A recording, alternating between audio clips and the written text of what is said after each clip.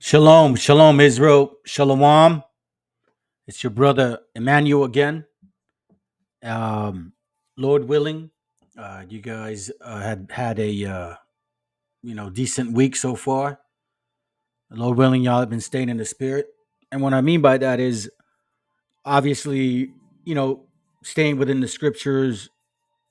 Subduing your own mind, not getting emotional about things of life, because obviously we're in captivity and we got to overcome. All right, so again. All praises that the Most High has put it in my spirit to bring another class, and Lord willing, it's an edifying class. And again, um, hope everybody has been doing well this week. Okay, now the topic of the class today, excuse me, the top. And by the way, I was swimming, and my ears are clogged, so if I sound like I'm yelling, it's because I can't even hear myself. All right, so my apologies if I do that. Anyhow, I got a name for it. You guys can see it. It's called Can Dry Bones Drink Water? Okay. Can dry bones drink water? Hopefully, the class will start making sense to y'all with regards to why the topic is the way it is. Okay. So, first and foremost, let me start off with the scripture. It's John chapter 8, verse 32. And it reads like this. It reads, "And ye shall know the truth, and the truth shall make you free." Okay. Now, there's different ways to break this scripture down regarding what is truth. Obviously, the truth is the scriptures, the laws, statutes, and commandments of God. But in this case, I'm actually referring to ye shall know the truth, and the truth shall make you free. As in what? Free of this mental bondage, free of the idea that we are not in captivity, that we, as Hispanics and Native Indians, you Israelites of the Bible, don't have enemies, and that what's that called? Manifest destiny is basically true, and that eugenics makes perfect sense because the so-called white man has pushed that upon us once again. And ye shall know the truth, meaning the truth is that those are all lies. Okay, those are all lies. Eugenics is a lie. Manifest destiny is a lie. Why? Because the scriptures say otherwise. And I'm going to prove a few things in regards to that the so called white man, Spanish, French, Dutch, German, Caucasian, all of them was prophesied that they would come here. All right. So before I go there, I want to make sure that you brothers and sisters know, so to know this, because we've been told that when the Spaniards came, right, the Edomites, right, when they came, that they came to civilize our people, that they came to bring God's law or God's words to us, that we were savages, had no idea, no concept of even civility, right? And they were just, I don't know, flesh eaters or some crap like that, okay? We all can pull out information with regards to what this man has taught us in the past. So, with that being said, I want to make sure and remind y'all that prior to them coming to this continent, guess what? Our people were keeping the laws of God. And remember this, guys, we all went into captivity, meaning not all Israel was an evil person. Okay? The scriptures say that the scriptures were made for the sinner, basically, right? The laws were made for the sinner. I think it's in Romans. For the sake of time, I won't go there and look for it. Okay, so it says that. So now, with consideration of all of this, remember, guys, we were keeping the laws of God for the most part, and what I mean by we is all the natives, all the indigenous people, you Hispanic, so-called Latinos, so-called Native Indians, all of y'all, all of us, the Northern Kingdom, were keeping most of the laws, but there were some tribes they were bugging out too. All right, And that usually, well, we'll talk about that another time. This is from a book, and I've shared this before, The Scriptures Gazetteer by William Fleming, Volume 2, page 67. Watch what it reads. Again, I'm going to prove real quick that that we were keeping the laws of God. Okay? So here's an explanation in regards to about 10, 13, or 14 points as to what the Indians or natives were doing. It says here, I'm going to read it from here. All right. It says, you guys, well, when you get this book, you guys can actually read up here. Matter of fact, I'll read the highlighted part. It says, the pieces of a multitude unto him. Those are the 10 tribes. This is explaining like the actual second Esdras, chapter 13, verse 40, and 45. Here it says 39 and 47. All right. So let's continue.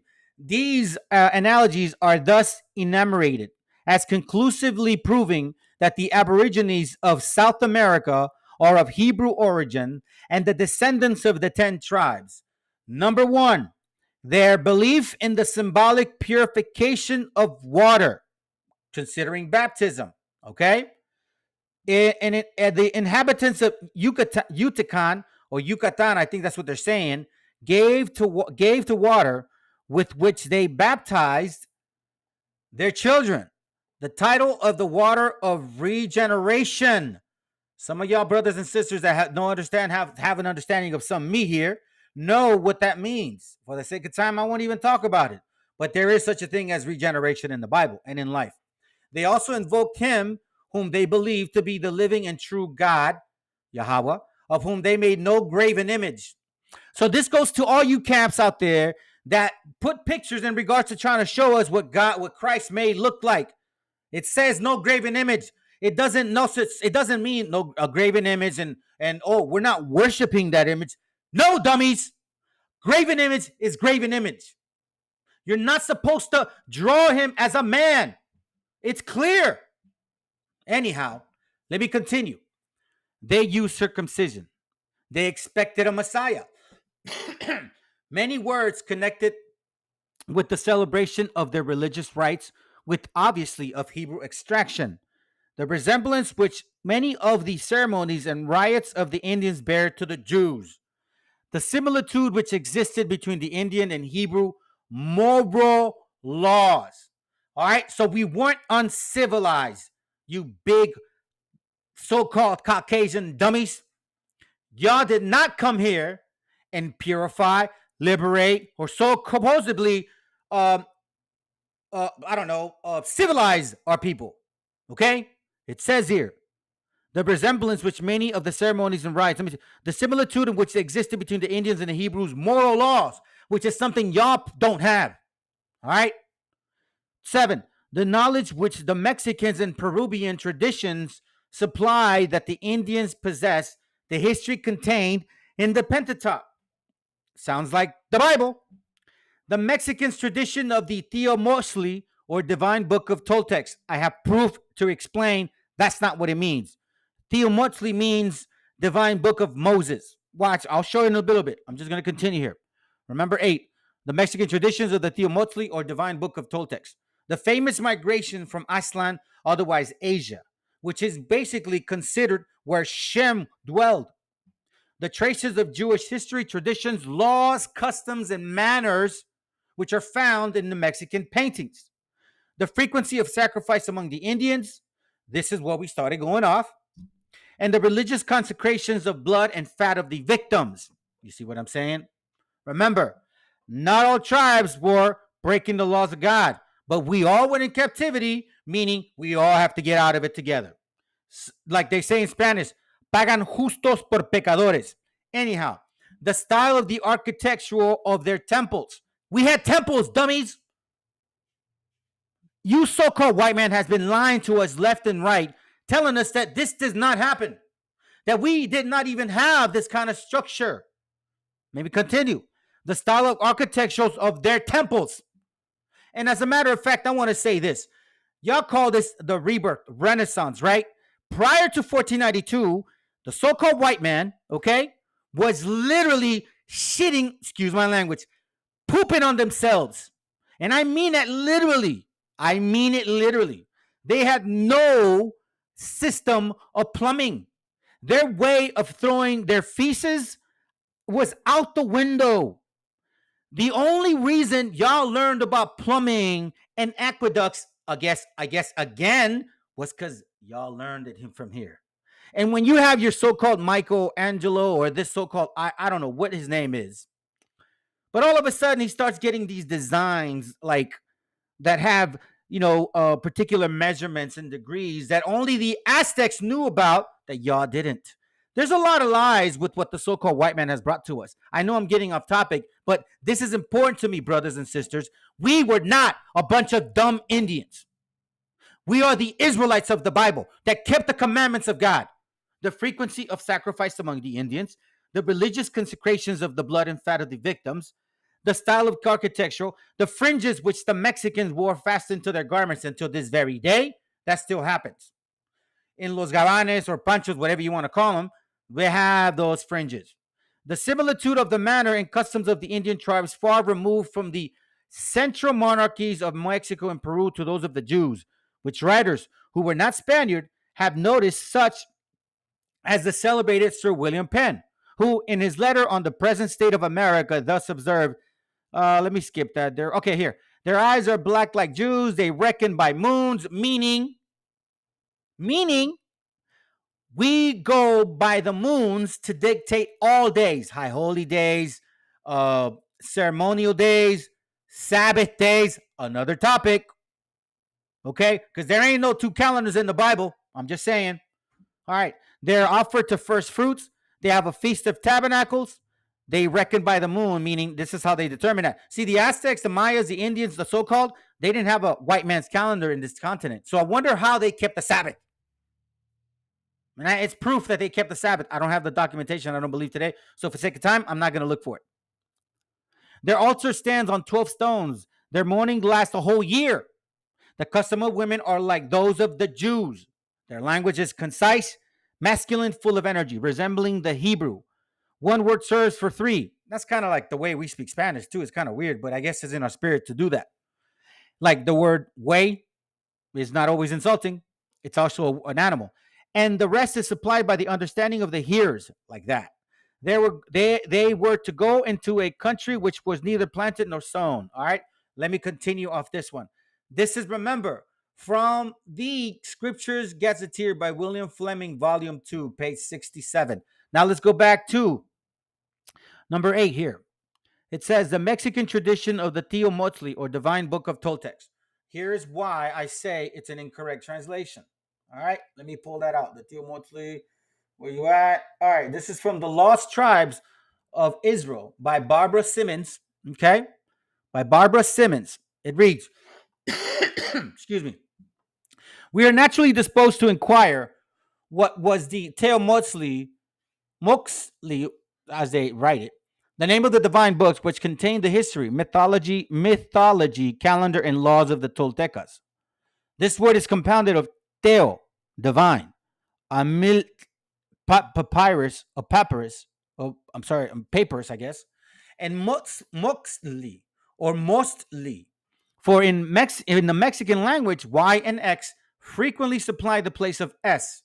Itli is devoid of meaning, but in a general termination, mostly then appears to be Moses, when the sentence would be the divine book of Moses.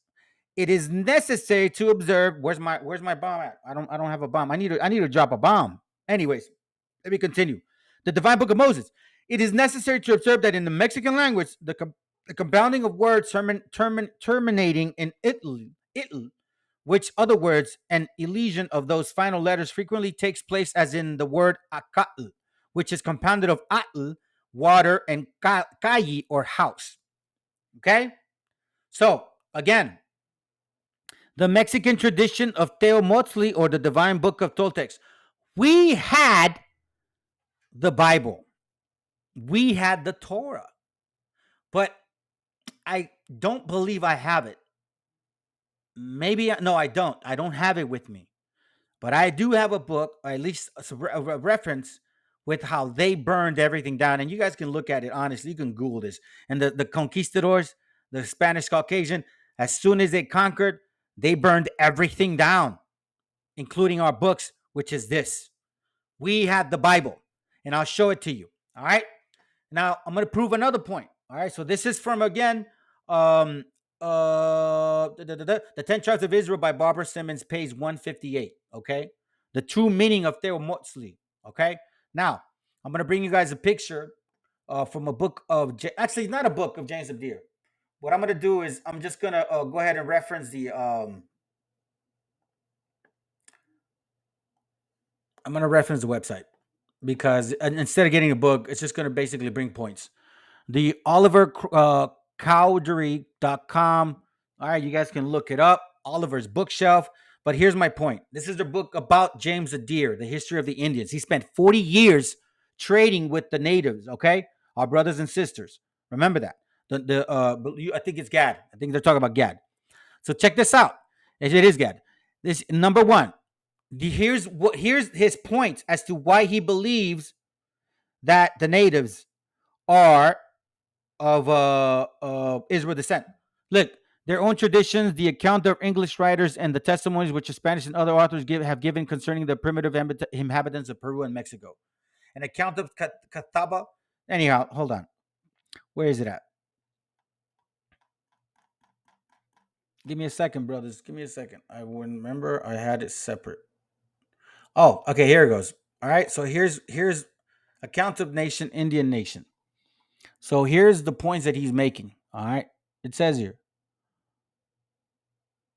Observation, judgment. Okay, observation and arguments in proof of the American Indians being descendants from the Jews, their division of tribes, their worship of Jehovah or Yahweh, their notion of theocracy, their belief in ministration of angels, their language and dialect, meaning they spoke Hebrew, their manner of counting time by the moons, their prophets and high priests, like the Bible, their festivals, fasts, and religious riots, high holy days, tabernacle, feast of dedication, Sabbath, fasting, like in regards to oh God, I can't believe it. Oh, I forgot. Oh my dear Jesus. My apologies, brothers. It'll come to my mind. Their daily sacrifices, which is scriptural, Numbers 28, their ablutions and anointings, their laws of uncleanness, their abstinence from unclean things, Leviticus 13, their marriages, divorces, and punishments of adultery. There's several punishments, their sites of refuge, their purification, ceremonies, preparation of war, like the trumpets, the manner of curing the sick, the burial of the dead, their mourning for their dead, they're raising seed to the deceased brother. Wow. They're raising seed to a deceased brother. Like in the what book am I looking at? Hold on. Let me make sure. Like in Ruth, basically. Exactly like in Ruth, right? And Naomi. That whole chapter is, I believe, it's basically explaining this purpose. Their choice of their raising seed to a deceased brother. I believe that's what Ruth, all the book is about, right? Showing us how that is manifested and how it plays to practice. Their own traditions and accounts. Let me exclude that. Their caution of war. Instance for 42 benefits of colonial. Anyways, so as you can see, and you guys can get the book, James Adair goes real deep into the understanding of the natives, so-called, right? So this man here really made some points in regards to who the natives are, what they did, their customs, and that we kept the laws of God. Okay. And then here is what I'm talking about. Remember, keep in mind, we had the Bible. Watch this. This is the Book of Mormon, Sacred Book of the Indians, right? It's from SolomonSpalding.com. Watch what this guy says here. He's talking about, you guys can find out about Mormon. I don't dab too much into this stuff. Watch what they say, though. The offer, Colton says, here he goes here. Let me say this. That they are, okay, here it goes. Let me go back. It appears, however, that Colton did not did not glean all of his information on this topic from interviews with the Indians and their neighbors.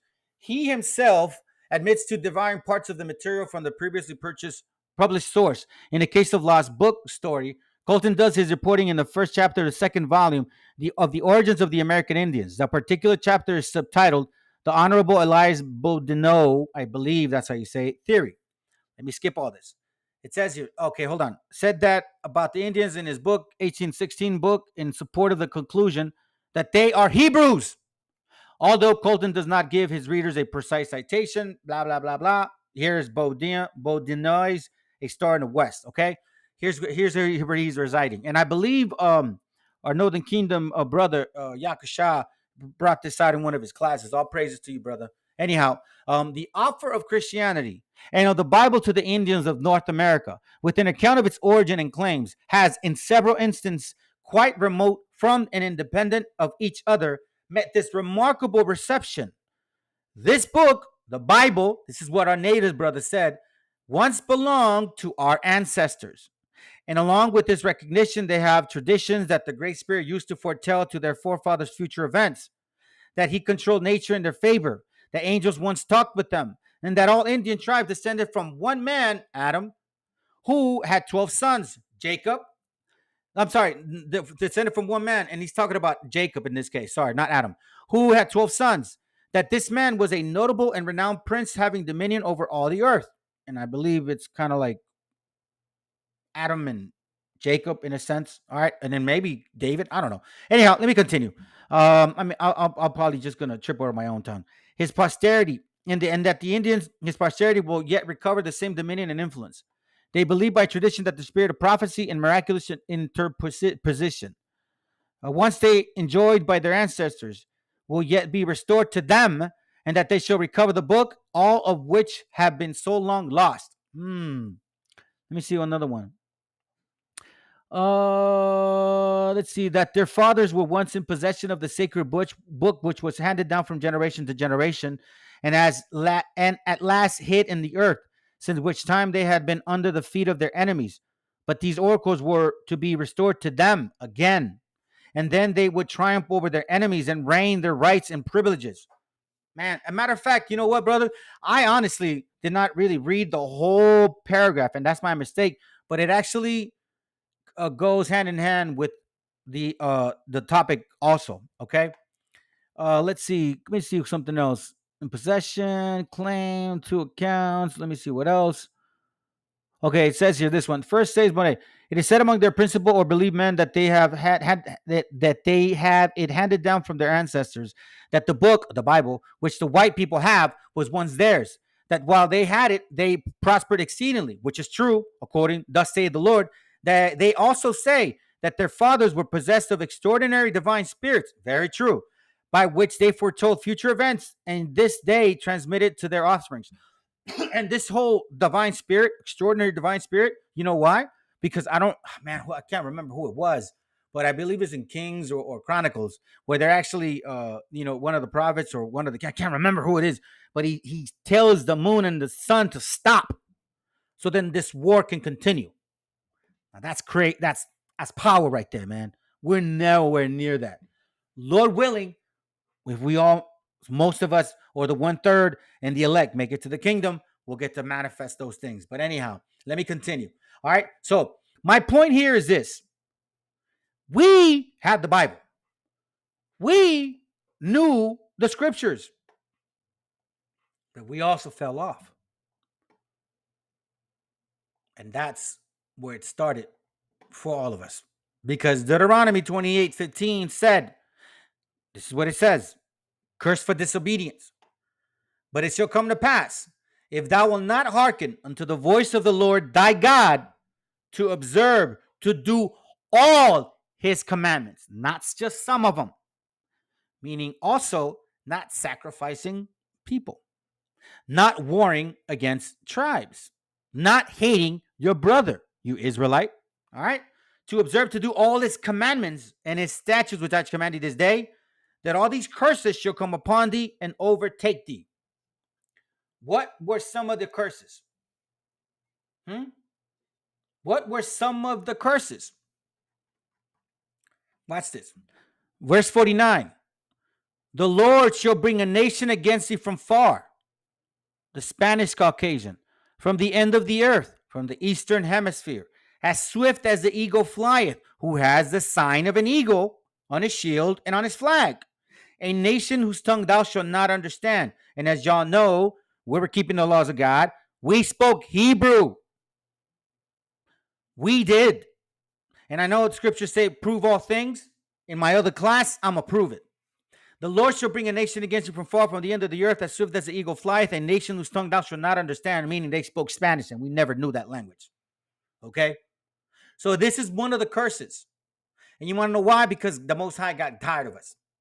Because eventually there was just no way that we were going to go back fully into the remembrance of the Most High. Plus, the northern kingdom and the southern kingdom were separated at this time. So something had to happen. Okay? And here's the prophecy in regards to who was to come to the Americas and conquer our people. Not because of their might, but because the Most High allowed it. Jeremiah chapter 15 and verse 1. It's the Lord will not relent. Watch this. Then said the Lord unto me, Yahweh, thou, Moses, and Samuel stood before me, yet my mind could not be towards this people, you so-called Hispanic and native Indian. The Most High is pissed off at you. Cast them out of my sight and let them go forth. Y'all wanted to, remember we mentioned regeneration. We're here again. I don't want to get deep in this. We're here again because we were there and we the ones that broke the commandments. He cast us out. And it shall come to pass. And let's see, whoever gets it, gets it. And it shall come to pass, if they say unto thee, whither shall we go forth? Then thou shalt tell them, thus saith the Lord Yahweh, such as are for death, to death, such as are for the sword, to the sword, and such as are for famine, to famine, and such as are for captivity, to captivity. Did this not happen to the so-called Hispanic and Native Indian in 1492? Did not some of us die to the sword, a lot of us to famine, and a lot of us ended up in captivity? Did not that happen? Yes, it did, right? And here's the proof that it was prophesied that God would send us here. Like, hey, cast them out. I don't want to deal with you no more. So now the so-called white man found a way here. Jeremiah 6:22. Thus saith the Lord Yahweh, behold, a people cometh from the north country, a great nation. Why? Because in Genesis 27:38-40, it says that the so-called white man, Esau, would be blessed with the sword. And a great nation shall be raised from the sides of the earth. And what is this great nation going to do? This nation from the north, they shall lay hold on bows and spears. They are cruel. What? They are cruel. Deuteronomy chapter 28, 49 and 50. Watch what it reads. The Lord shall bring a nation against you from far, the Spanish Caucasian, from the end of the earth, the French Caucasian, as swift as the eagle flieth, the British white American Caucasian. A nation whose tongue thou shalt not understand, English, French, and Spanish. We never spoke those languages. A nation of fierce countenance, which shall not regard the person of old knows no shew favor to the young. Did we not just read in Jeremiah 6? It says here, right? A nation of fierce countenance. Jeremiah 6:22 reads, thus saith Yahweh, behold, thus saith Yahweh, behold, a people coming from the north country, the so-called white man. They came from the north. Didn't they come from the north? Let's find out.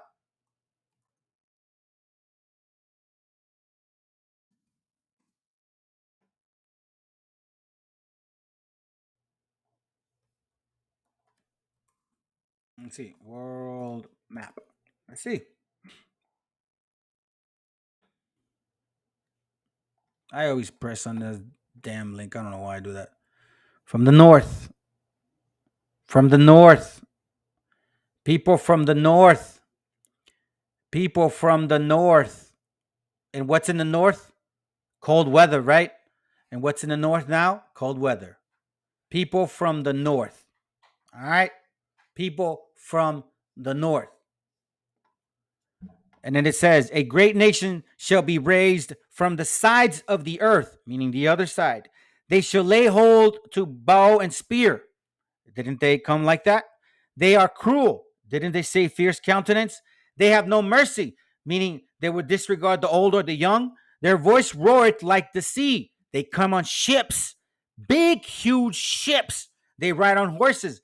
Didn't they bring horses? They say in array as men for war against thee, O daughter of Zion. You so called Hispanic and Native Indian. You see, prophesied that the so called white man would come to America. So let's now finish it and read it properly. Deuteronomy 28, 49, and 50. And I know sometimes you probably wonder why I'm so repetitive. Listen, brothers and sisters, so Hispanics and Native Indians, we need to be repetitive with each other because we're very, I don't want to say it like this, but sometimes we're very simple and we tend to forget. Like, for example, you have an idea about doing something and all of a sudden you forgot that you were going to do it and you end up doing something else. That is because a lot of times our people, we don't know how to guard our mind. This is the work that needs to be done. Let me continue and I'll show you some things too.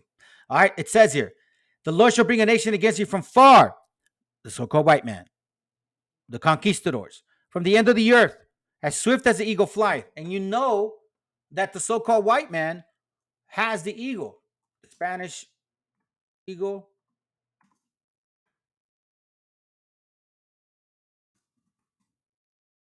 Boom, right? British,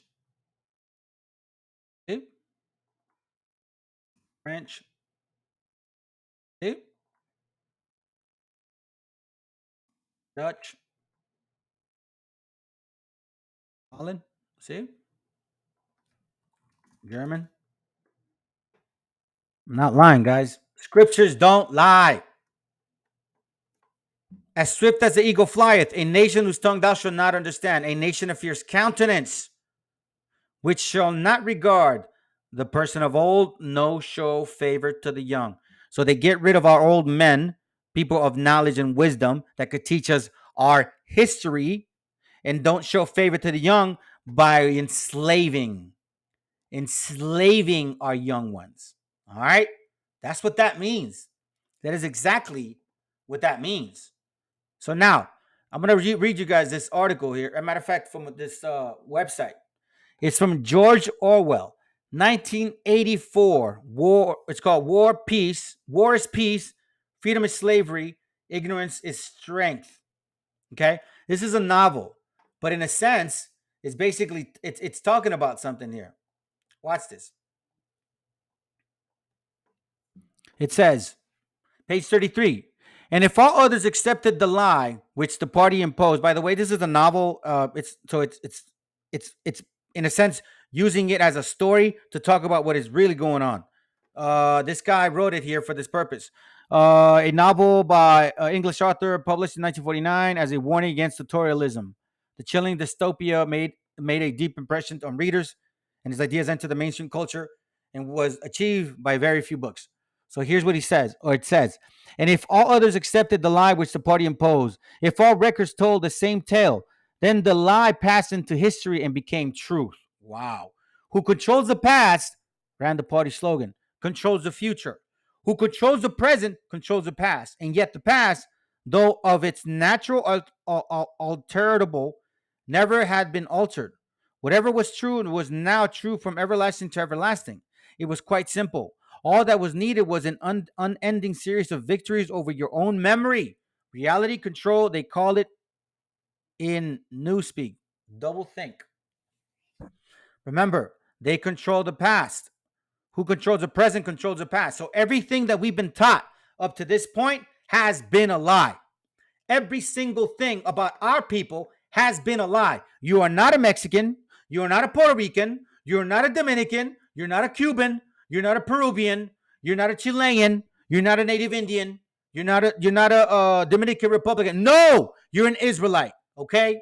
All of these names were created by the so-called white man, like a pet. You want a pet? You name the pet. That's what we're named. When you have a Spanish last name, the owner owns you.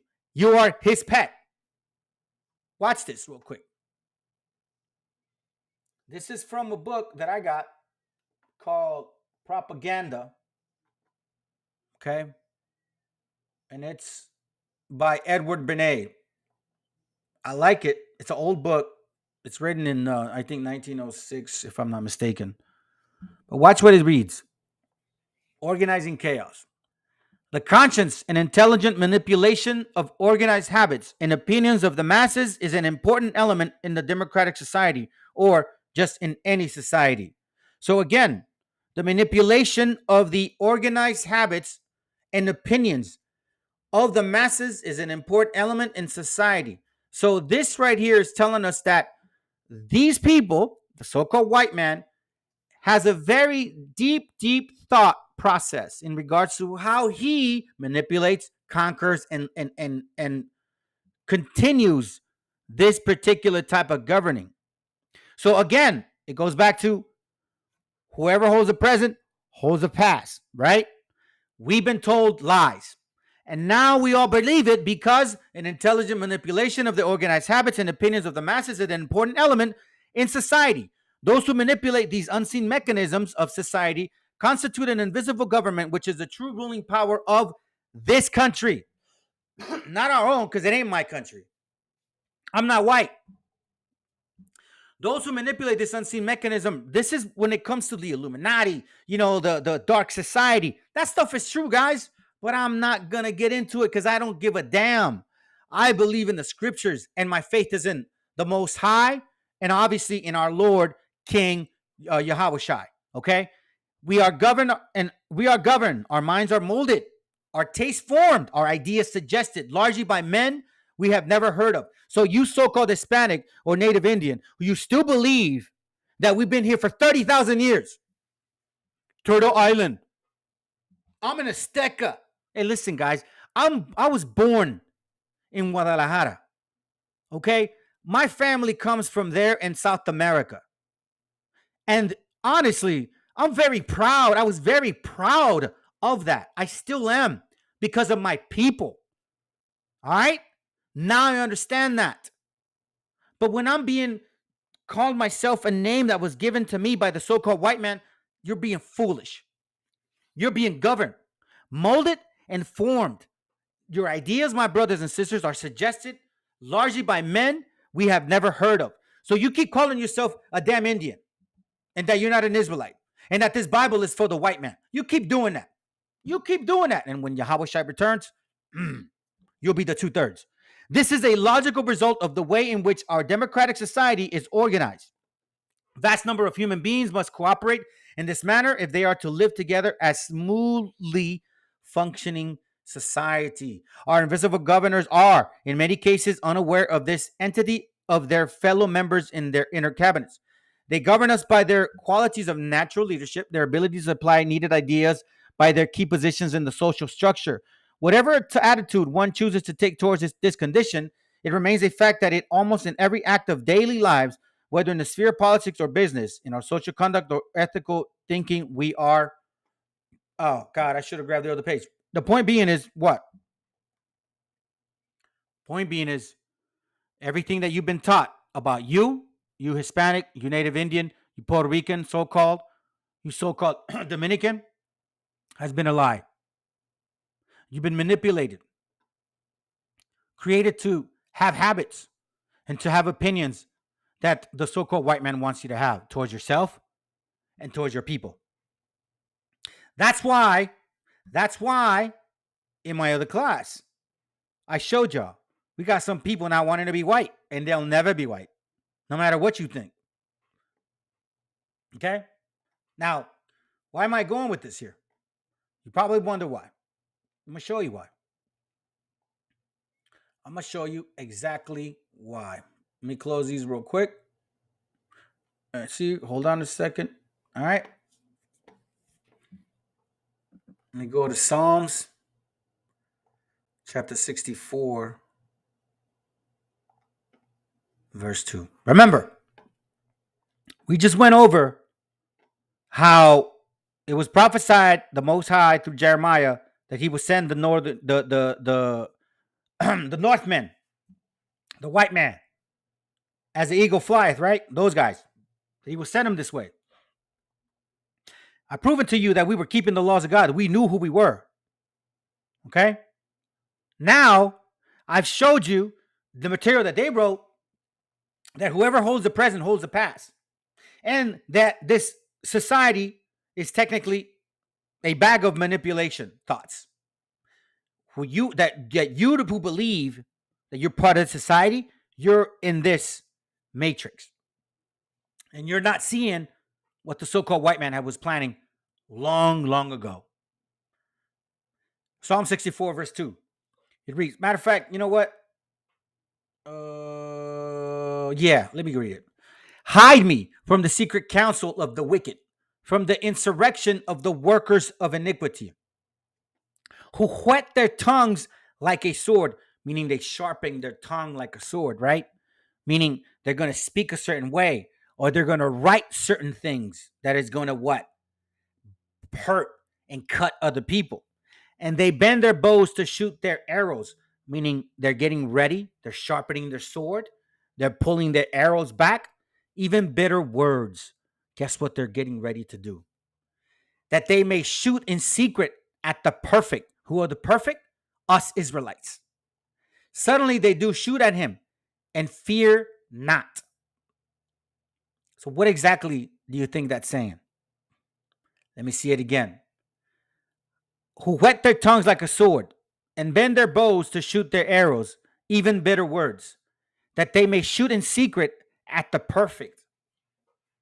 Sounds eerily familiar. That they may shoot in secret at the perfect. Psalms 83, verse 2 and 4.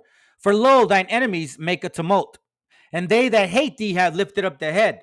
They have taken crafty counsel against thy people, the perfect, and consulted against thy hidden ones, us Israelites, Northern Kingdom, who was on this continent. They have said, come, let us cut them off from being a nation, that the name of Israel may be no more in remembrance. That's why in Psalm 64, verse 4, it says that they may shoot in secret at the perfect. Suddenly they do shoot at him and fear not. They shoot in secret at the perfect, meaning what? What exactly were they going to be shooting in secret? They encourage themselves in an evil matter. They commune of slaying snares privily, traps. They say, who shall see them? Watch this real quick, guys.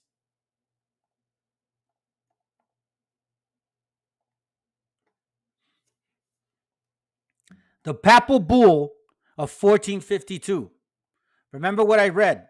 That they shoot in secret at the perfect. Verse 3, who whet their tongues like a sword and bend their bows to shoot their arrows, even bitter words. So here is really not saying actual swords. It's saying words. Meaning what? Papal bulls. And look at these papal bulls, what they said. Obviously, they highlighted the red part because that's really like the craziness of these so-called Christians, right? Like say they love God.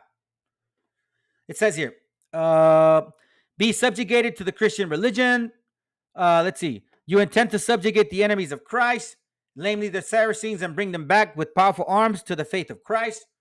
Here it goes. We grant you to full and free power through the apostolic authority by this edict to invade. Hold on. To invade, conquer, fight, subjugate the Saracens and pagans. They called us pagans. And other infidels and other enemies of Christ. And to lead their persons in perpetual servitude. Perpetual, meaning forever. And to apply and appropriate realms, duchies, royal palaces, principalities, and dominions. Meaning what? To throw down all our books, all our buildings, everything about us, and put these in place. So then we would not be in remembrance anymore. Possessions and goods of this kind to you and your use and your successors, the king of Portugal. By them, grant you power, authority to invade, conquer, fight, and subjugate. Meaning what? Meaning what? They encourage themselves in an evil matter. They commune of slain snares privily, right?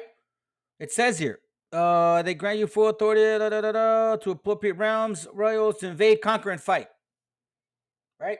What do you do when you invade, conquer, and fight? We've seen it. You take the people, you enslave them, you put them in captivity, and if you put them in captivity for generations, guess what? They forget who they are. Especially if the slaver hates you. Verse 3, they have taken crafty counsel against thy people and consulted against thy hidden ones. They have said, come, let us cut them off from being a nation. That's why the book Propaganda has done beautiful on y'all. Because it says, they have said, come, let us cut them off from being a nation, that the name of Israel may be no more in remembrance of who? Of y'all, Hispanics and Native Indians. This society, the so-called white man, and the way it governs, wants to make sure that you guys don't even think about your history. You're still a damn spick, beaner, and wetback. That's all they want y'all to be. Okay? Because whoever says that they love God wouldn't be doing these type of laws and leave their persons in perpetual servitude. Here's the most ugliest one. All right? Made increase. Okay, this one. Here goes. We grant by the power of your sacrifice a plenary forgiveness of all and individual sins, crimes, trespasses, and digressions. What does this word mean? I should have looked it up before and I didn't. Watch this. Be attended by participants. Unqualified, absolute, unlimited, complete every aspect, in every aspect, absolute, unqualified, plenary power. It means we grant by the power of your sacrifice a absolute forgiveness of all and individual sins, crimes, trespasses, and digressions, which you and they have confessed with contrite heart and by mouth. Oh, Father, forgive me. I have sinned. Yada, yada, yada. Okay, my son, go pray some Padre Nuestro, Ave Maria, Credo 7 times, and God will forgive you. To you and to those who accompany you, as often as you and they happen to go into any war against the mentioned Mexicans, Puerto Ricans, Cubans, Dominicans. You guys are the infidels. And I'm not calling you that. Your so-called white man, that white Jesus that you have on your wall, he's calling you that. Okay? These guys do not have the word of God. Why? Because look what they came to do. If they really were your brother, like Leviticus 19 says, they wouldn't treat you this way. They would not. Now, once they wrote these papal bulls, they had a very, very, very evil intent. Now, keep in mind that these were the Roman Catholics, okay? You Virgen Maria lovers, y'all are worshiping the Queen of Heaven. Read the Bible, damn it. The Queen of Heaven in the Bible is a freaking demon. Why are y'all still worshiping this picture of a woman? It's not biblical. This right here is the so-called Christians. And every religious Christian, and every religion, every single religion that the white man has implemented, has manifested, and that is actually now here at this very moment with us. Give me a second. Every single one of these guys and every single one of these religions has never denied this papal bull. The white man has never denied this papal bull. They came with the Christian doctrine.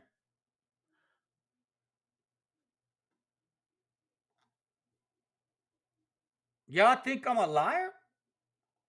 The Bible doesn't lie. The Bible said that they were going to come from the north. cruel, horrible men. John Smith, Baptist religion, Pentecostal religion, Mormon religion, Jehovah's Witness, Seventh Day Adventists, and many others. So now they're here. They write a papal bull, and then what is their thoughts? What is their intent? Psalms 49. Watch this.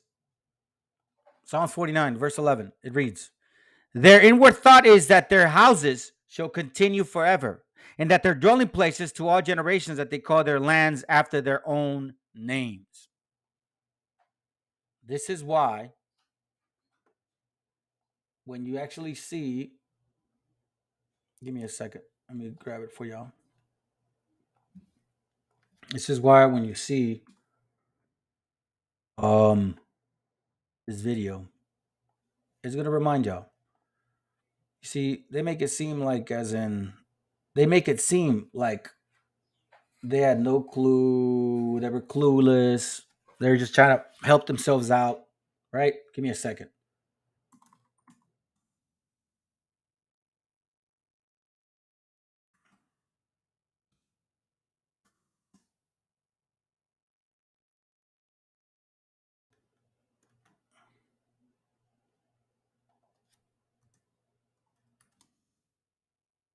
Give me a second. Give me a second. I'm gonna look for it real quick. I don't know why I didn't have it. Give me a second, real quick. Give me a second, real quick. Here it goes, right here. All right. Remember this. Why did you wish to sail west? To open a new route to Asia. Asia is the richest kingdom, the land of spices and gold. At the moment, there are only two ways of reaching it. By sea, sailing around the African continent. The journey takes a year. Or by land. But the Turks have closed this route to all Christians. There is a third way. By sailing west across the ocean sea.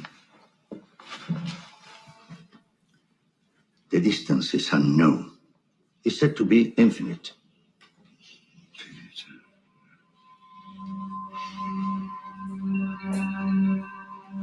Superstition. I believe the Indies are no more than 750 leagues west of the Canary Islands. Can you be so certain? The calculations of Toscanelli, Maradotti, Esdras. Esdras is a Jew. So what's worse? 2 minutes, and already you're a dead man. For telling the truth? Yes. We are burning people for less. The man you're about to confront. Wake up, Israel. He's right. Now, this one here, when he's talking about Ezra, is talking about Second Ezra, chapter 13. Okay, and in verse 45, it mentions Arsarit. Now, let me just get that for you real quick. Come on.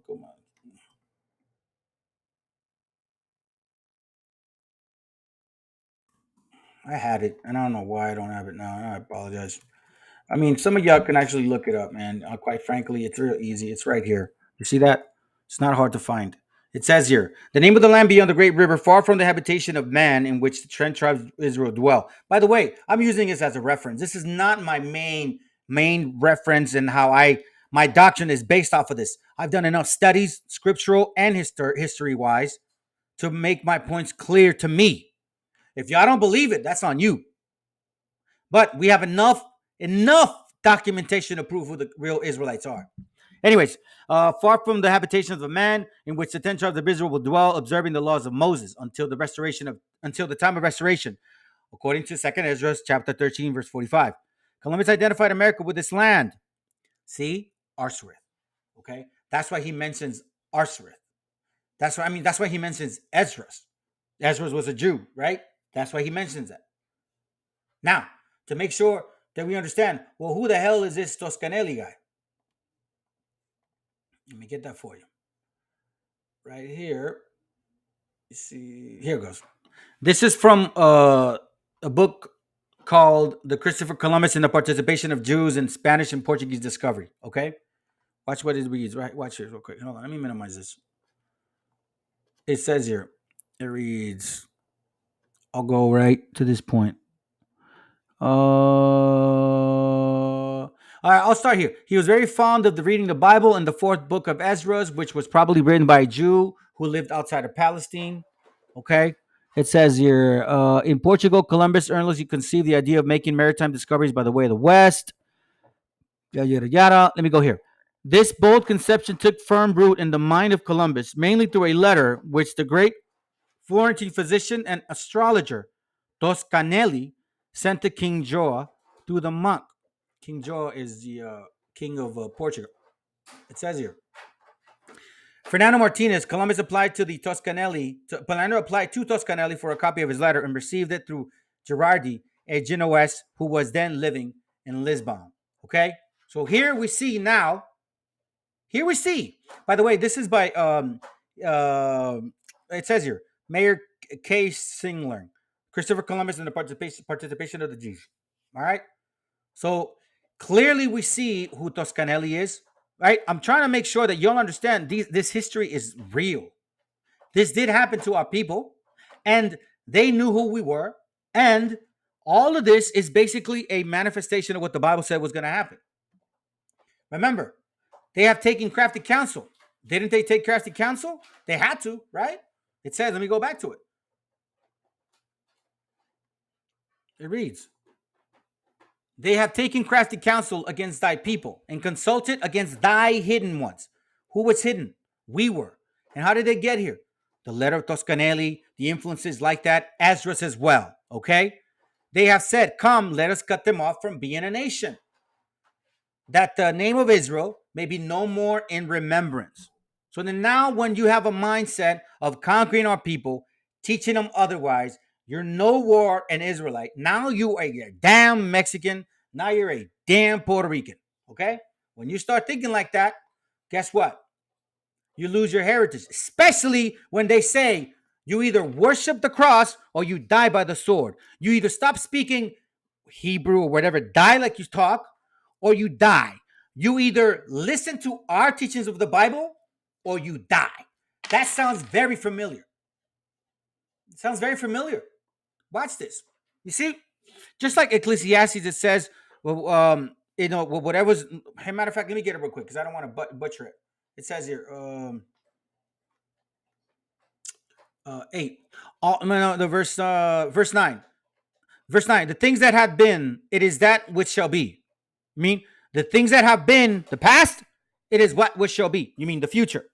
And that which is done, it is that which shall be done. You see that? That which was the past is going to happen again. And there's no new thing under the sun. So in reality, we're seeing this manifestation all over again, right? Maccabees, 2 Maccabees, chapter 6, verse 8 and 9. Watch what it says here. It reads, moreover, there went out a decree to the neighboring cities of the heathen by the suggestion of Ptolemy against the Jews that they should observe the same fashions and be partakers of their sacrifices. Meaning what? When the Christian came, they said, die by the cross. Worship the cross or die by the sword.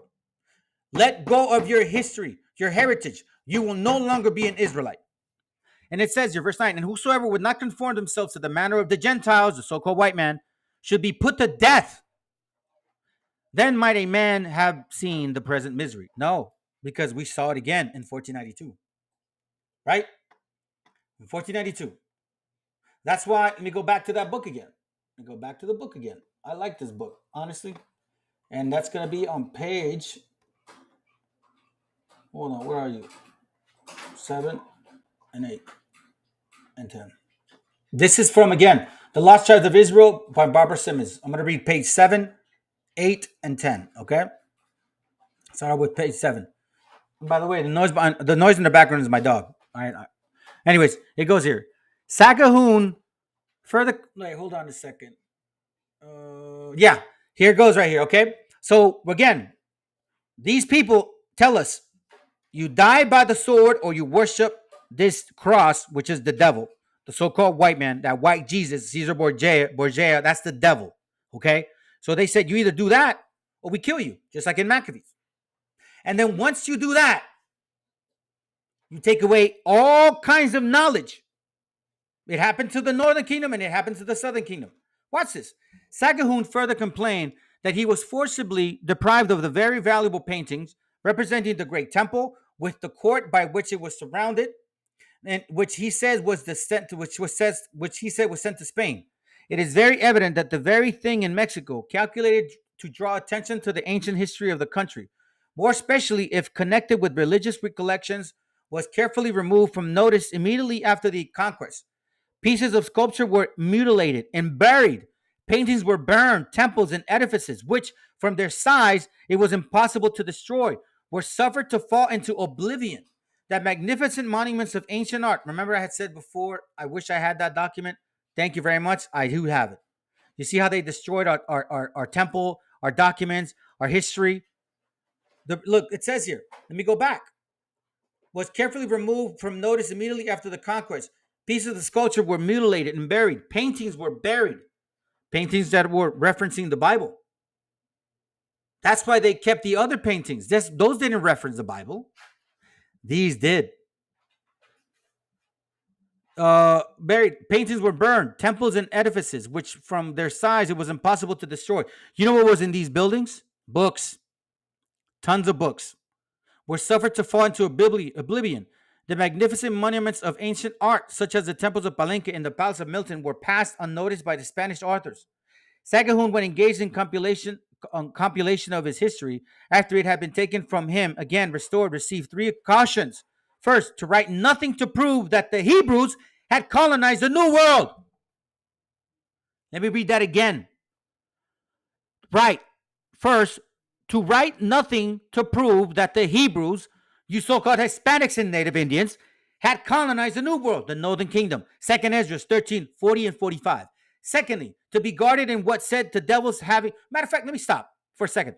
First, to write nothing to prove that the Hebrews had colonized the New World. Now you black-only Israelites, you damn haters, which I believe y'all are Canaanites. You're not Israelites if you have that spirit. All right? If you say that we're not Israel, then why the hell does a white man want to keep the book away from us? Come on, man. Process them thoughts. I know you're short on brain cells, okay? But really teach the truthness if you're an Israelite. Don't come away with that crap. Right? To first, nothing to prove that the Hebrews had colonized the New World. All right? Secondly, to be guarded in what he said of the devils having imitated God and taking to himself a chosen people in the New World. So he said that the devil was the one that acted like God and counterfeiting the rites and ceremonies of the Jews. And thirdly, to not advance the hypothesis that Christianity had ever been proclaimed to the Indians, or to treat too largely on the history of Quetzalcoatl. Now, I'm not going to speak too much on this, but there is documentation. I have it, and a lot of brothers that teach online have it, that Quetzalcoatl was Christ. Messi, Mexica, Messiah, Mexico, Meshiaka, in case y'all don't know. Okay? Remember, you're an Israelite. That's the point today. It says here. It says the Biblioteca of Pinolo, a work. Matter of fact, let me skip it.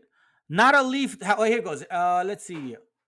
The Biblioteca of Pinolo, a work that expressed object of which was to illustrate the history of America by extracts from and reference to valuable and unpublished, preserved in the most famous libraries of Spain and in the public archives, especially those of Simancos, to which the author, through the interest of Duke of Medina de las Torres, obtained access, exists only in epitome, and of large work a learned writer has observed.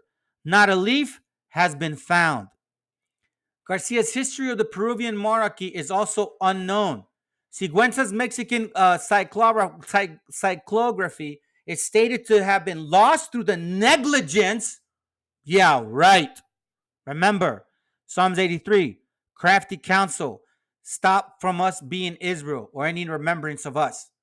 Lost through negligence of his heirs, and many other interesting works are said to have perished or lost in similar manner. Hey, BOI or Black Only Israelite, why did they do this? If we are who you say we are, Why are they trying to keep our history away if we are who you say we are? It has been remarked before that the Office of Royal Historiography of the Indies does not appear to have been instituted solely for the purpose of promoting the cause of truth. I wonder why. And the increase of knowledge. It may be further observed that the Council of the Indies, which took a cognizance of all writers treating of America, requiring that they should be, previously to publication, submitted to a strict censorship with the power of recalling or prohibiting, even after the publication, any work they thought fit, proceeded in an diametrically opposite spirit. Meaning, don't write about you Israelites. You Israelites were being restricted from knowing who you were. Remember, crafty counsel. Also, Second Maccabees. Second Maccabees, I'm sorry. Watch this another one. This is going to blow your mind. I hope so. That's my point. Oh, no, wait, hold up. Forgot to read number 10. My apologies.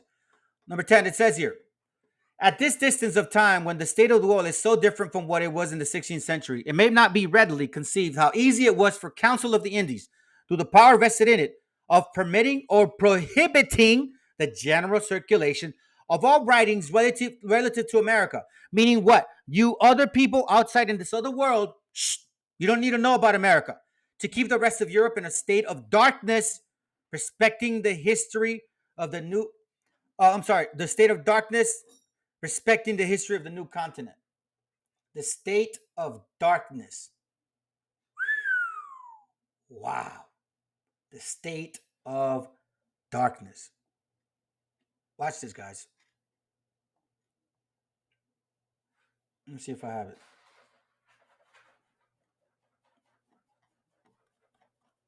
Yep, I have it. Hold on. Let me see if I can get it real quick. Here it goes, right here. All right. This is from, let me see where it goes. All right.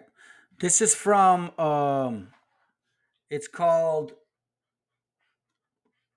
man, I don't even remember how I got a hold of this. So all praises to the Most High. Okay. This is from the Lutheran Witness. It was an old like newsletter, right? That the Lutherans used to write. Watch what they're saying about the Catholics.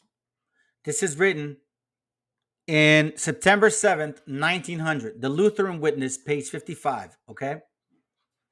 It reads, Dr. Francis of S. Borton, and if you guys can't read it, I apologize. Okay. This is for as best as it gets. Relates the following about the first Bible printed in Mexico in the Christian Advocate.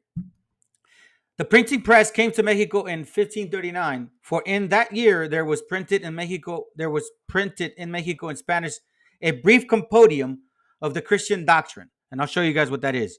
Under the auspice of the famous Bishop Fray Juan de Zumarraga. That was just 81 years before the Mayflower brought the first pilgrims to Plymouth Bay. From 1539 to 1810, when the immortal Hidalgo raised the cry of Mexican independence, or during the 271 years of Spanish rule and misrule in Mexico, Spain not only did not give Mexico a Bible, black only Israelite, you hear that? But sternly prohibited the publication of any part of the sacred scriptures in the language of the Mexican people. The prohibition is still enforced with regards to the printing of the Bible in any one of, this is in 1900, guys, 52 different languages and dialects spoken in Mexico today. The first edition of the Bible in Mexico was printed in Latin and in Spanish in Mexico City in 1831 through 1833. It appeared in 25 volumes, a set of books, kind of like the old encyclopedias. I'm a little older. With an atlas, and cost over $200. That's over $8,000 today. So for all you peons and so-called peasants, y'all couldn't afford this. So that it still remained a prohibited book to the great majority of the people. True. A magnificent copy of this edition is before me as I write. So I say that Spain never allowed Mexico the sight of the word of God in all the centuries of her dominion. And of course, the Latin Bible could have been had. For 350 years, the Mexican press has been at work on lives of saints and on catechisms on the silliest, most vapid, and immoral tales in Spanish. Very true. And taken from the Italian and French. Very true. But the Bible is today an unknown book in Mexico among the majority of the people. By the way, at this time, about 20% of the people actually were able to read. Not long since I gave a copy to the Gospel according to St. John to an employee in the public bath. You guys can read this, okay? But it's basically saying between 15 to 1800, we had no Bible, and even in the 1900, there was really not many Bibles being allowed to be printed, and the majority of our people in this time were basically ignorant. We did not know how to read, and that's just because the people in power were not our people. They were of Spanish descent. That's a fact. Okay. Now, what else did they do? Did they just do this to us? Nah, man, they didn't just do this to us. They didn't just do this to us. They also did it to the Southern Kingdom, just to prove to you guys. It's gonna be brief. Look, see that? Select parts of the Holy Bible for the Negro slave. Watch this. I'm gonna show you guys something interesting. They doesn't even have Deuteronomy 28, or does it? I don't remember. Anyways, you guys can look it up at another time. It's up to you. But anyhow, point is that they did it to them too. Okay. Now watch else what they did. So remember they talked about the compendium of the Christian compendium, right? Regards to the fables and all these things that they did print. Well, they definitely forced this down our throat. Give me a second. This is by The Mysteries of the Mexican Pyramids by Peter Tompkins, page 16. Listen to this. If you want to get rid of a person, if you want to make sure that somebody loses their identity, this is the way to do it. As land was stolen from the natives, great famine ensued, yet heavy taxes were laid on the Indians. Those who failed to pay were tortured to death. Indians who refused to join the Catholic Church were horsewhipped, had their heads shaved, and were forbidden to hold office or title in the villages. For failing to attend mass or for practicing any old rites, the Indians could receive 100 lashes, or basically killed, just like here.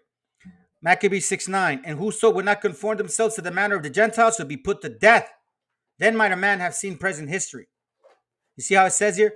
Moreover, there went out a decree that the neighboring cities of the heathens, by the suggestion of the Ptolemy against the Jews, you Israelites, you Hispanics and native Indians, that they should observe the same fashions and be partakers of the sacrifices. See this right here? Same thing here. Indians who refused to join the Catholic Church were horsewhipped and had their heads shaved. For failing to attend mass or practicing any old rites, the Indians could receive 100 lashes. 100 lashes usually kills people. I know we're tough, but damn, that's a lot. According to the Spaniards, Indians were supposed to know only Our Father, Ave Maria, Credo, 10 Commandments. Reading and writing were considered as dangerous as the devil.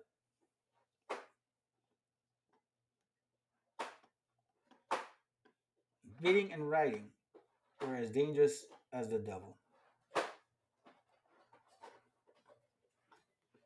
These men have continually taken advantage of our people in our situation. Deuteronomy chapter 32. I'm almost done, guys. Chapter 32, verse 48. It is prophesied, though. And the Lord spake unto Moses same day, saying, hold on a second. Is this it? 32, 48. Is this it? Oh, no. My bad. What am I doing? No wonder. Deuteronomy chapter 28, verse 48. Remember, once we have been broken, destroyed, taken, and now we're being taught this Bible, it's prophesied too. And this is how we get destroyed. Therefore, Deuteronomy 28:48. Therefore shalt thou serve thine enemy, which the Lord shall send against thee. Didn't the Caucasians come over here? In hunger, in thirst and in nakedness. They took our food, they took our water, they took our clothing, they took everything away from us. And in one of all things, meaning what? This right here. In want of all things. Hunger, thirst, clothing. And you see, we're very spiritual people. We love God. A lot of us don't know how, but we have that in our spirit. And these men, these evil men, took advantage of that. And why was that? In order for us to lose our heritage. So now, and he shall put a yoke of iron upon thy neck until he have destroyed thee. How? Mentally. This nation was going to destroy us mentally. And through their systematic structure of destroying us, they achieved it. But it was prophetic. Isaiah chapter 17, verse 4. And then, oh no, hold on a second. Which one is it? Sorry. Jeremiah 17, verse 4. What am I talking about? It says here, and thou, even thyself, shalt discontinue from thine heritage that I gave thee. And I will cause thee to serve thine enemies in the land which thou knowest not. For ye have kindled a fire in my anger, which thou shalt burn forever. In the land which thou knowest not, a lot of our brothers and sisters were taken all over the world. I know that the black-only Israelites don't believe that.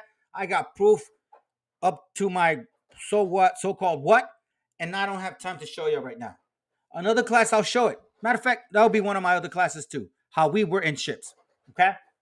Now, remember, guys, it says, we shall discontinue from our heritage. I have showed y'all systematically how we have discontinued from our heritage, okay? Now, some of y'all may say, well, there was captivity to other nations and they did take their lands. Yeah, but they never forgot who they were. They never forgot who they were. That's why Daniel 9 and 11 says this. Keep this in mind. It says, yea, all Israel have transgressed thy law. It's true.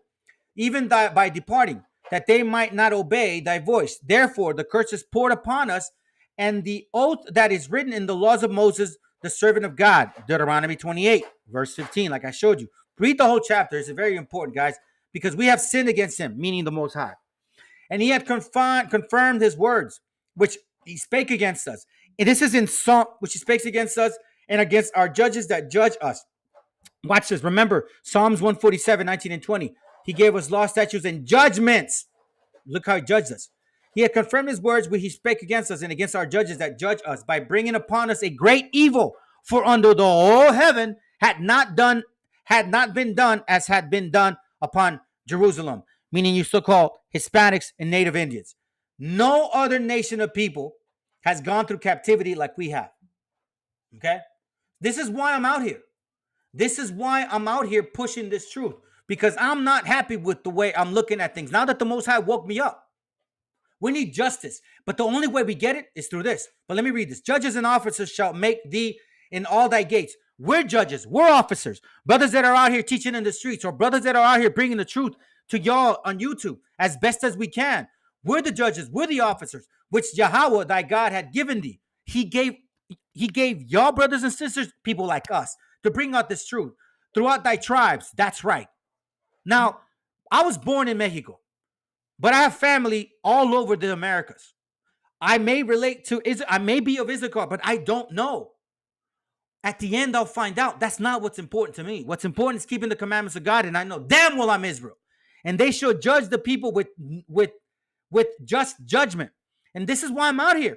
Teach y'all brothers and sisters that you're messing up. You're breaking the laws of God. You need to come back to the Most High. You're an Israelite. You're not a damn Puerto Rican or Mexican. Watch this. Thou shalt not wrest judgment, and I'm not going to stop. Thou shalt not respect persons. I'm sorry if I hurt your feelings, brothers and sisters. Neither take a gift, for a gift doth blind the eye of the wise and pervert the words of the righteous. You know what this means? Because in my trade, I could be well off. But because I know that there is a required balance, I don't let these gifts blind me. I'm not driven by material things. I love the word of God. I love what he's done for me and my family. I'm going to share something personally. I was a diehard bottom barrel alcoholic. Not anymore. Thou should not wrest judgment. Thou should not respect persons, neither take a gift. For a gift does blind the eyes of the wise and pervert the words of the righteous. So I'm not going to stop. I'm not going to stop teaching. You know why? Because there is hope in me. There's a spirit in me that wakes me up every day, almost every day, I guess, and gives me instructions of what I need to do. Why? Because of this. Ezekiel 37:1. The hand of the Lord was upon me, and he cried, and he carried me in the spirit of the Lord and sent me down in the midst of the valley, which was full of bones. You Israelites, you natives, you Hispanics, y'all are the bones, and this valley is America. And caused me to pass by them round about, and behold, there were very many in the open valley, and lo, they were very dry. Okay? They were very dry. Why were they dry? Because we don't have the word. Because you brothers and sisters that are barely waking up to the truth, y'all were dead. Your bones, you're dry. You had no water flowing through your spirit. Okay? Watch what it says. So I'm going to prove this. And caused me to pass by them about, and behold, there were very many in the open valley, and lo, they were very dry. In the open valley, meaning America. Okay? You natives, you Hispanics, you guys are the dry bones. This right here, Revelation 8:11-8. And their dead bodies shall lie in the street of the great city, America, which is spiritually called Sodom and Egypt. Not Sodom and Gomorrah, and we're no longer in Egypt, where our Lord was crucified. Why? By bringing the white image of Caesar Borgia, making it seem like Christ. Okay? Let me go back to it now. So you guys are the dry bones. And us prophets or teachers or people who are trying to wake y'all up, that's our goal. Because I've been woken. And he said unto me, no, I'm sorry. And caused me to pass by. Here it goes. And he said unto me, Son of man, can these bones live? And I answered, O Lord, O Yahweh, thou knowest. Okay? Then it reads, and he said unto me, then again he said unto me, prophesy upon these bones, and say unto them, O dry bones, hear the word of the Lord, which is what I'm doing right now, brothers and sisters, okay? Then it says, thus say the Lord unto these bones, behold, I will cause breath to enter into you, and ye shall live. This breath is this right here. Baruch 4:1. This is the book of the commandments of God, and the law that endureth forever. All they that keep it shall come to life, but such as leave it shall die. Okay? So it says here, again, let me go back to Ezekiel 37:5. Thus saith the Lord God unto these bones, behold, I will cause breath to enter into you, and ye shall live. How? By me, by us brothers reading the Bible, bringing out the truth, bringing out the history of what is going on in the past, what is going on now, and who we are according to the Bible. This is what God is saying in this book right here in this verse. Okay? Now let me go back to Isaiah 55 to prove what life is and breath. Isaiah 55, verse 3, it reads, incline your ear and come unto me. Hear, and your soul shall live. I will make an everlasting covenant with you, even the sure mercies of David. Incline your ear and come to hear, and come to me. Hear, and your soul shall live. So that's why in Ezekiel it talks about that.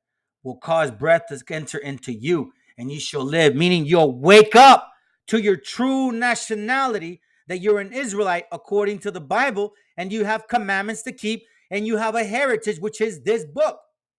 Ezekiel 37:6. And I will lay sinews upon you, meaning tendons, right? So now he's going to build up this bone. I will build sinews upon you, meaning the basics of the Bible, the basic instructions, right? Deuteronomy 28, Leviticus 23, a little bit of Sirach, a little bit of here, a little bit of there. All right. He will start building us up with what we call milk, and will bring up flesh upon you, meaning muscles. Then through the scriptures, through the understanding, he'll strengthen us, right? And cover you with skin. And these laws, statutes, and commandments will also be a protection. They're a muscle and protection. And put breath in you. This is wisdom, understanding of the Bible. And ye shall live. And ye shall know that I am Yahweh. Verse 10. So I prophesied as he commanded me. And the breath came into them, and they lived and stood upon their feet, an exceeding great army. This is why I'm here. You so-called natives and Hispanics, You brothers out there that are trying to gang bang break, man, it's time to cut that. We need to wake up. We need soldiers. Northern Kingdom needs soldiers to start pushing this truth. And how are we going to do it? How are we going to do it? Through this right here. John 14:26. Okay? It says, but the Comforter, which is this Bible, which is the Holy Ghost, which is this Bible, whom the Father will send in my name, which is this Bible, he shall teach you all things and bring all things to your remembrance. Wake up those bones. Whatsoever I have said unto you. Okay? Let me give you something real quick. Because once you actually start keeping the laws of God, there is work to do. But that work is marvelous. Sirach 6:23. Watch this. Give ear, my son, receive my advice, and refuse not my counsel, meaning refuse not the laws, and put thy feet into her fetters, meaning shackles. Put yourself, your mind into these laws, and thy neck into her chain, meaning her discipline. Bow down her shoulders and bear her, and be not grieved with her bonds. This is how some of us in the truth overcame addiction, overcame alcoholism, overcame adultery. A lot of us have bowed down our ears, our shoulders, and bear the laws of God. It is very difficult. Imagine putting shackles on your feet. You can't step long. You have to have short steps, and you have to get used to those short steps. Just like the Bible says in 2nd Ezra 14:34, subdue your own understanding. How? By the word of God, by the law, statutes, and commandments. Let me continue. And be not grieved with her bonds, be not grieved with her limitations for now. Come unto her with thy whole heart, with the whole mind. Be sincere that you want this change, and keep her ways with all thy power. Search and seek, and she shall be made known unto thee. Continue to search, continue to study every single day. And when thou hast got a hold of her, let her not go. Meaning, when you suffer, Sirach 2, endure tribulations and all that, stick with it. For at the last thou shalt find her rest, and shall know and shall be turned to thy joy. And then shall her fetters, meaning shackles, be a strong defense for thee, and her chains a robe of glory. You don't think I go through thoughts of adultery? They try to flash in me. You don't think I go through thoughts of wanting to go get drunk again? Of course, man. But through the Bible, through the laws of God, those fetters, those shackles are a strong defense for me. Okay? So, you brothers and sisters, Shalom, Most High Christ bless. I hope this class was edifying for y'all, because it was definitely for me. All right? So I'm gonna end it with that. Lord willing, I can get back on track and get myself in another class as soon as possible. All right? Y'all brothers.